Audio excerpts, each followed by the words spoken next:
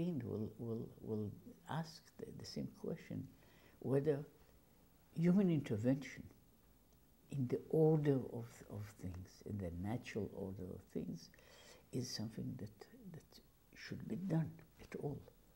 Shouldn't we leave people or healing to nature itself? I mean, if a person is to be healed, he will. And if not, well, that person will die. And everything will go according to the order. As I said, this is a problem, as I said, theological, or also dealing with the nature of things. Also, if one wants to, you can speak or deal with it as even as a biological problem. Isn't it a matter of natural selection? Getting rid of the weaker specimen in every species, and keeping the stronger, the more viable ones. Which again, it is not a stupid question. It is rather something that we would tend to do in many other areas. Agriculturists will basically deal with the problem according to this line. The fact that we are, as people, personally involved doesn't have to change the attitude of knowing that that is a problem in a very general way. So the problem appeared clearly also in Jewish sources. And in there, first of all, I began searching in the Bible, which is the source for the later developments or later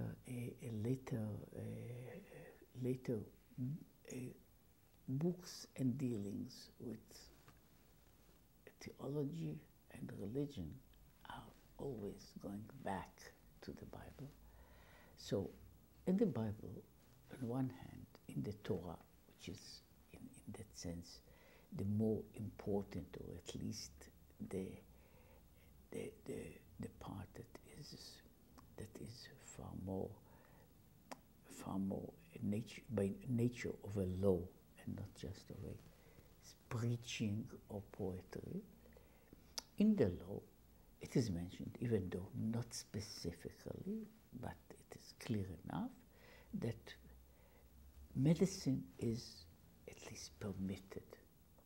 It is mentioned when anybody causes mayhem, that person is responsible for compensating the victim in one or two or three ways, and among them he has to provide for the doctor. So in there we have a very clear statement about the position of a doctor. The statement doesn't even say the doctors are permitted to work, but it's assumed that there are doctors, and the doctors are a part of the healing process.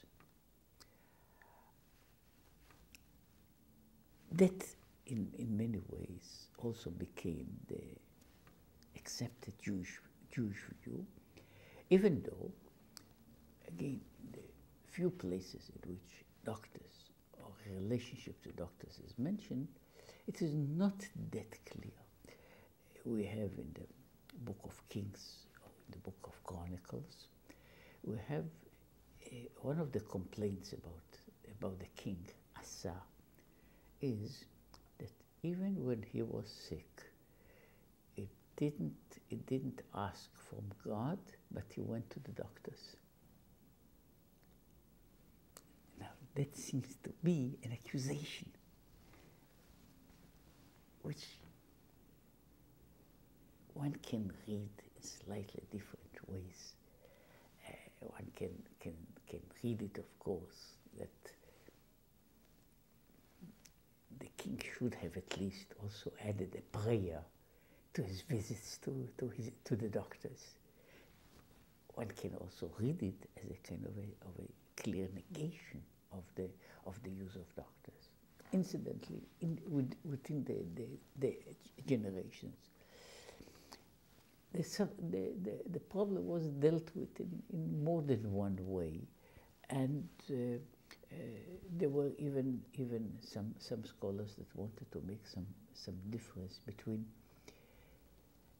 external injuries and internal injuries. That external injuries can be treated and healed by the doctors, but not internal ones. So in a way, to put it, that external injuries that are so many times caused by man can be healed by man, but internal ones that are not caused by humans should be left to the same source from which they came. One of the scholars that at least raised it as a possibility was himself professionally a doctor, but it just explains that people were dealing with the problems, were interested in the problems not only for their own sake, but as problems.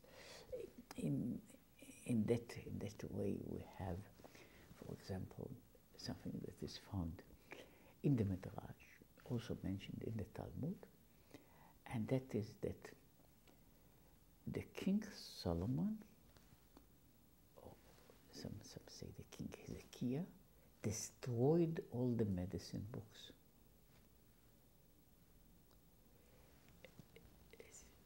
Maimonides, who was a well-known doctor in his time, he tries to explain it in his way, that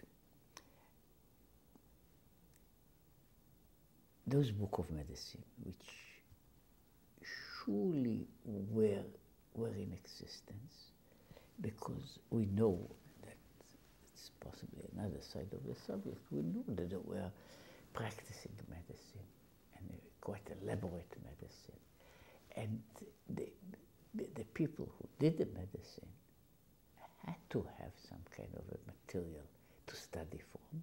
So medical books existed.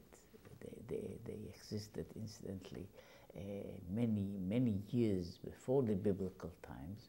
We have medical texts from ancient Egypt.